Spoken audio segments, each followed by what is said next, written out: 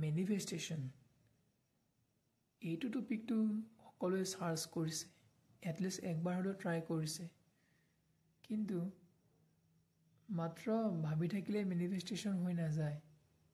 কেনেকৈ মেনিফেষ্টেশ্যন হয় আৰু মেনিফেষ্টেশ্যনৰ যিখিনি ভুল আছে সেইখিনি কেনেকৈ মই ভাঙি আচল মেনিফেষ্টেশ্যন বিদ্যাৰ জানিলোঁ, সেইটো আজি এই ভিডিঅ'টোত ক'বলৈ চেষ্টা কৰিম। মই আগতেও ইয়াৰ ওপৰত ভিডিঅ' বনাব চেষ্টা কৰিছিলোঁ, কিন্তু কোৱালিটি ভাল নাছিলে। আহক ষ্টাৰ্ট কৰোঁ। এইজন হৈছে এজন ল'ৰা, যাৰ নাম ৰাকেশ। তো সিও মেনিফেষ্টেশ্যন কৰিব বহুত আগৰ পৰা ট্ৰাই কৰি আছিলে, কিন্তু মনত ভয় আছিলে, হয়নে নহয়, বা নতুবা তাৰ ছাৰাউণ্ডিংটো এনেকুৱা আছিল যে মনত বহুত ভয় আছিলে। ফেইলিয়াৰৰ ভয়, কোনোবা কথা কোৱাৰ ভয়। তো চুলিখিনি ইয়াত আঁকি দিওঁ ৰ'ব, ভালকৈ ল'ৰাজনো অঁকা হ'ল। এইটো হৈছে মন। এই মনত যোনটো বস্তু বেছিকৈ থাকে, অৰ্থাৎ 24 ঘণ্টাৰ যোনটো ভাৱ আমাৰ থাকে, সেই ভাৱৰ লগত যিবোৰ বস্তু জড়িত হৈ থাকে, সেইখিনি বস্তু আমাৰ মেনিফেষ্ট হৈ যায়। এতিয়া যদি ৰাকেশৰ মনত ভয় আছে যে মই চাকৰিটো যদি এইবাৰ নাপাওঁ, তেতিয়াহ'লে কি হ'ব, তাৰ মনত যিহেতু ভয়টো জড়িত হৈ আছে, তো ভয়ৰ লগত জড়িত যিমানখিনি ভাৱ আছে সেইখিনি মেনিফেষ্ট হোৱাৰ সম্ভাৱনা বহুতেই বেছি। আৰু যদি তাৰ ভয় থাকে যে মোৰ লগত থকা মোৰ বন্ধুজনে মোক কনফিউজন কৰি নিদিয়ে বা দিগদাৰত নেপেলায়, তেতিয়াহ'লে কি হ'ব, যিটো ভয় আছে মাইণ্ডত, তো ভয়ৰ লগত জড়িত যিবোৰ কাৰণ বান্ধি ৰাখিছে বা যিবোৰ বস্তু কথা ভয়ৰ লগত ৰিলেট কৰি ৰাখিছে, তো সেইবোৰ বস্তু মেনিফেষ্ট হোৱাৰ সম্ভাৱনা বহুতখিনিয়ে বাঢ়ি যায়। তো সেইকাৰণে আমাক কয় যে মনত ভয় ৰাখিব নালাগে। এতিয়া নেক্সট ভাৱটো আমি চাওঁ জেদ।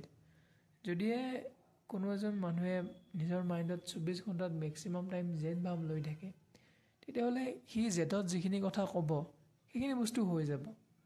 অৰ্থাৎ য'ত মাইণ্ডটো ফ'কাছ হৈ থাকে, আমাৰ মাইণ্ডটো ক'ব গ'লে মেগনিফাইং গ্লাছৰ দৰে, য'ত পৰে সেইটো পূৰা বঢ়াই দিয়ে, তাৰ পাৱাৰ পূৰা বঢ়াই দিয়ে। যদি সি ভাবে যে এইবাৰ মই ফাৰ্ষ্ট হ'মেই, তেতিয়াহ'লে মেক্সিমাম সম্ভাৱনা আছে যে সি এইবাৰ ক্লাছত ফাৰ্ষ্ট হ'বই হ'ব। বা যদি সি জেদ লৈ লয় যে এইবাৰ মই চাকৰি লৈহে এৰিম, তো মেক্সিমাম চান্স আছে যে জেদ যদি কৰি কেনে লয়, তো চাকৰি লৈহে এৰিব। লাগিলে সেইটো গভৰ্ণমেণ্ট জবেই হওক বা প্ৰাইভেট জবেই হওক, কিন্তু চাকৰি লোৱাটো ল'বই। মানে 24 ঘণ্টাত যোনটো বস্তু আমাৰ মাইণ্ডত বেছি টাইম থাকে বা যোনটো ভাৱ থাকে, আৰু সেই ভাৱৰ লগত যোনখিনি শব্দ বা যোনখিনি একশ্যন আমাৰ জড়িত হৈ থাকে, সেই বস্তুখিনি আমাৰ মেনিফেষ্ট হৈ যায়। এই তৃতীয় কথাটো চাওঁ, মৰম। যদি আমাৰ মাইণ্ডত বেছিভাগ সময় মৰম থাকে, ভাল লগাই থাকে, আৰু আমি যিবোৰ কাম কৰি কেনে ভাল পাওঁ, ধৰক ৰাকেশে ঘূৰি ফুৰি বহুত ভাল পায়, তেতিয়া তাৰ লাইফত এনেকুৱা ঘটনা হ'ব যিবোৰত সি ঘূৰি থাকিব পাৰিব, ট্ৰিপ হৈ থাকিব, বা ওচৰৰ পাজৰত তাৰ আলহীয়ে মাতি থাকিব। মানে এনেকুৱা ঘটনা হ'ব য'ত সি ফুৰি থাকিব পাৰে। আপুনি চাবচোন, কেতিয়াবা আমাৰ এনেকুৱা কিছুমান ঘটনা হৈছে যেতিয়া আমাৰ মনটো ভাল লাগি থাকে যে, আৰু যিবিলাক ঘটনা ভাল হয় সেই বস্তুবোৰ একাদিক্ৰমে হৈ থাকে। কাৰণ কিয়, আপোনাৰ মনটোৱে যোনটো বস্তুত ফ'কাছ কৰে সেই বস্তুটোৰ পাৱাৰটো বঢ়াই দিয়ে। চতুৰ্থত, যদি আমাৰ মাইণ্ডত কৃপা থাকে, অৰ্থাৎ ভগৱানৰ প্ৰতি অপৰম্পাৰ বিশ্বাস থাকে বা অপাৰ বিশ্বাস থাকে, তেতিয়াহ'লে কি হ'ব, আমাৰ লাইফত চমৎকাৰ ঘটিত হয়। কেনেকৈ হয়, আমাৰ মনত কৃপা আছে, কৃপা মানে অপৰম্পাৰ বিশ্বাস আছে, তেতিয়া কি হয়, ছাবকনচিয়াছ মাইণ্ডৰ যোনটো শক্তিৰ দ্বাৰা আমি মেনিফেষ্ট কৰোঁ, সেই শক্তিটোৱে সম্পূৰ্ণৰূপে আমাৰ লগত কাম কৰে। তো তেতিয়া এনেকুৱা ঘটনা হ'ব, আপুনি ভাবি আচৰিত হৈ যাব যে হয়, চমৎকাৰ হয় ঘটনা। কেতিয়া হ'ব, যেতিয়া আপোনাৰ মনত বেছিভাগ সময় কৃপা থাকে। কৃপাৰ যোনটো ভাৱ, আমি যে কওঁ গ্ৰেটিটিউড, ধন্যবাদ দিব লাগে ব্ৰহ্মাণ্ডক। কাৰণ কিয়, তেতিয়া আমাৰ কৃপা ভাৱটো জাগৃত হয়। সেইকাৰণে কয় যেতিয়া গ্ৰেটিটিউড দিলে ভাল। আৰু মেনিফেষ্টেশ্যনৰ যোনটো বিদ্যা আছে বা যোনটো টেকনিক আছে তাতে মেক্সিমামতে কয় যিমান পাৰি ধন্যবাদ দিবা, নিজৰ যিখিনি কাম কৰিব পৰা সেইখিনিক ধন্যবাদ দিবা। এতিয়া আমি চাওঁ যে আৰু কি ফেক্টৰ আছে যে আমাৰ মেনিফেষ্টেশ্যনৰ ওপৰত ভালকৈ কাম কৰে বা ভালকৈ প্ৰভাৱ পেলায়। এতিয়া এজন মানুহ ৰাকেশৰ লগৰে আকাশ, তো তাৰ ছবিটো আগতে আঁকি লওঁ, এইটো হাত দিলোঁ, এইটো হাত দিলোঁ। এতিয়া চুলিখিনি লগাই দিওঁ বঢ়িয়াকৈ। এতিয়া কি কৰিলোঁ, ইয়াৰ তিনিটা আছে। এটা হৈছে দিমাগ অৰ্থাৎ মগজু, দ্বিতীয়টো হৈছে হাৰ্ট অৰ্থাৎ আমাৰ যিটো হৃদয়। কৈ আছোঁ কেনেকৈ কাম কৰে, আপুনি শুনি যাওক, ধৈৰ্য ধৰি শুনি লওক, তাৰপিছত প্ৰয়োগ কৰিব। তৃতীয়টো হৈছে আমাৰ নাভি চক্ৰ, এটা নাভি যিটোৰ দ্বাৰা আমি জীৱন চলি থাকে। তো কি হয়, যেতিয়া কিবা এটা ভাৱ আহে, আমাৰ মগজুত বিচাৰ এটা আহে, চিন্তা এটা আহে, সেই চিন্তাটোৰ প্ৰতি আমাৰ হাৰ্টত কেনেকুৱা ভাৱ থাকে।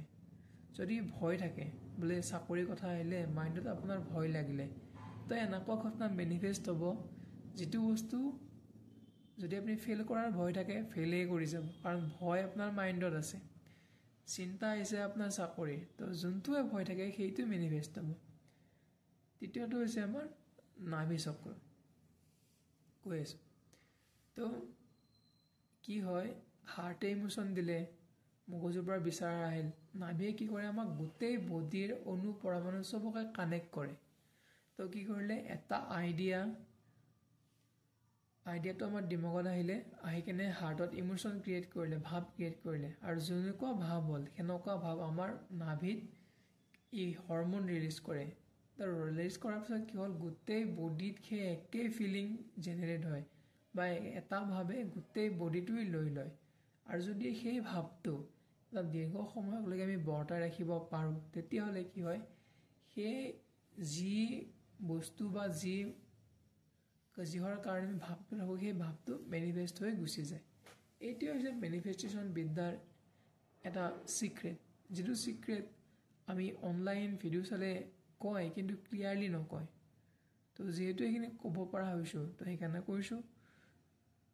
তো 24 ঘণ্টাত যিখিনি বস্তু আপুনি মনত ৰাখে, সেই হিচাপে আপোনাৰ ব্ৰেইনত ছিগনেল যাব, আৰু যেনেকুৱা ছিগনেল যাব সেনেকুৱা আইডিয়া জেনেৰেট হ'ব, আৰু যেনেকুৱা আইডিয়া জেনেৰেট হ'ব সেনেকুৱা যদি আপোনাৰ মনত ভয় থাকে, সেই আইডিয়াটোৰ লগত জড়িত ভয়টো মেনিফেষ্ট হ'ব। যদি আপোনাৰ মনত কৃপা থাকে, সেই আইডিয়াটোৰ লগত জড়িত কৃপা মেনিফেষ্ট হ'ব, আৰু যদি মনত জেদ থাকে, সেই আইডিয়াটোৰ লগত জড়িত জেদখিনিও মেনিফেষ্ট হৈ গুচি যাব।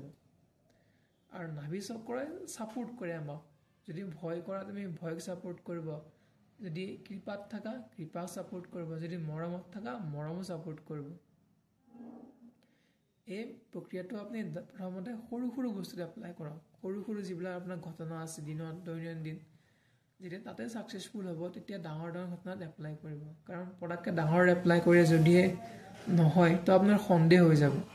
এইটো চাইণ্টিফিক ৱে হয়, এনেকুৱা নহয় যে মই উল্টা পুল্টা কৈ আছোঁ। আপুনি নিজে চাই লওক, তেতিয়া গম পাব। ধন্যবাদ।